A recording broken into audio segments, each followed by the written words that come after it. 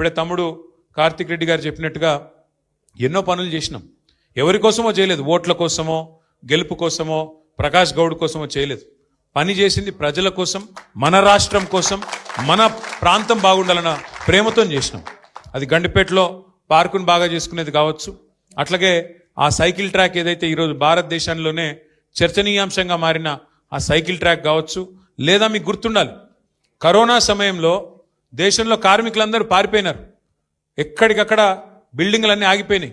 ఆ టైంలో కూడా పట్టుబట్టి కార్మికులు ఆ రోజు కరోనాకు భయపడుతుంటే కూడా లేబర్ క్యాంపులకు పోయి వాళ్ళని బతిమలాడి దండం పెట్టి అయ్యా మీరు పోవద్దు ఇక్కడనే ఉండాలని రిక్వెస్ట్ చేసి హైదరాబాద్లో కొత్తగా దాదాపు 40 లింక్ రోడ్లు ఏర్పాటు చేసిన ఘనత మన కేసీఆర్ గారి నాయకత్వాన్ని. అట్లా పనిచేసినాం మనం. ఎందుకంటే ఎంతసేపు ఎన్నికలు, ఓడుడు, గెలుసుడు, అధికారము, ప్రతిపక్షము ఇది కాదు. అధికారం ఇచ్చినప్పుడు నువ్వేం చేసినావు అన్నది లెక్క. అధికారం ప్రజలు ఇస్తే ఏం చేసినావు నువ్వు అనేది ప్రజలు గుర్తుపెట్టుకుంటారు. ఇలా కేసీఆర్ గారు ప్రజలకి కనబడక, ఎక్కువగా ప్రజల్లో తిరగక, అంటే 1-2 సందర్భాల్లో వచ్చినారు సార్, కానీ ఎక్కువ తిరగలేదు. 2 ఏళ్ళు అయింది ఓడిపోయిన తర్వాత. కానీ ఎంత మిస్ అవుతున్నారు కేసీఆర్ గారిని ప్రజలు అనేది వాళ్ళ మీరు ఎక్కడ సోషల్ మీడియాలో చూసినా మీకు కనబడుతుంది. ఒక్కసారి కేసీఆర్ గారు కనబడితే ధైర్యం వస్తుంది, ఒక్కసారి కేసీఆర్ గారు మాట్లాడితే ధైర్యం వస్తుంది అనే పరిస్థితి. ఎందుకు గుర్తొస్తున్నారు కేసీఆర్ అంటే ఆయన చేసిన పనులు, ఆయన చేసిన మంచి.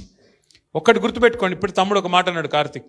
కేసీఆర్ గారు ప్రభుత్వంలో 2014లో ఆనాడు బాధ్యత తీసుకున్నప్పుడు ఈ రాష్ట్రంలో భూముల విలువ ఎంత, ఆయన దిగిపోయిన నాడు 2023 డిసెంబర్లో మరి మన సంపద ఎంత, భూముల విలువ ఎంత.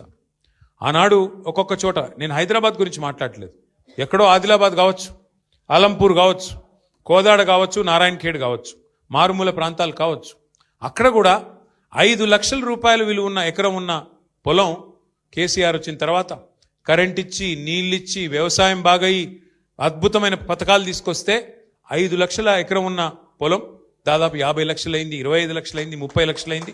ప్రజల సంపద పెరిగింది. ఏమైంది దానివల్ల? సంపద పెరిగితే ధైర్యం వచ్చింది. ఒక 4 ఎకరాలు ఉంటే ఒక పెద్ద మనిషికి, ఒక రైతుకి నాకు ₹1 కోటి ఉన్నట్టుగా ఫీల్ అయ్యిండు. నాకేమన్నా అయితే నా కుటుంబం రోడ్డు మీద పడదు, నా కుటుంబానికి, నా భార్య పిల్లలకు డోకలేదు, మంచిగుంటారు వాళ్ళు, కొడుకు ఏదైనా వ్యాపారం పెట్టుకుంటే 1 ఎకరం అమ్మి పైసలు ఇస్తా, బిడ్డ పెళ్ళి అయితే 1 ఎకరం అమ్మి చేస్తా, ఈ ధైర్యం ఉండేది. సంపద పెరిగింది, ప్రజలది విశ్వాసం పెరిగింది, నమ్మకం పెరిగింది, ధీమా పెరిగింది. మరి ఈరోజు ఏమైంది? 2 ఏళ్లలో ఎట్లా ఉంది పరిస్థితి నాకంటే బాగా మీకే తెలుసు. వాళ్ళ మార్కెట్లో డబ్బులు లేవు, ఎక్కడికక్కడ రాష్ట్రం మొత్తంలో ఈరోజు పరిస్థితి ఏంది? ఎక్కడికక్కడ రియల్ ఎస్టేట్ స్తంభించిపోయిన పరిస్థితి. ముఖ్యమంత్రి గారికి నేను ఇట్లా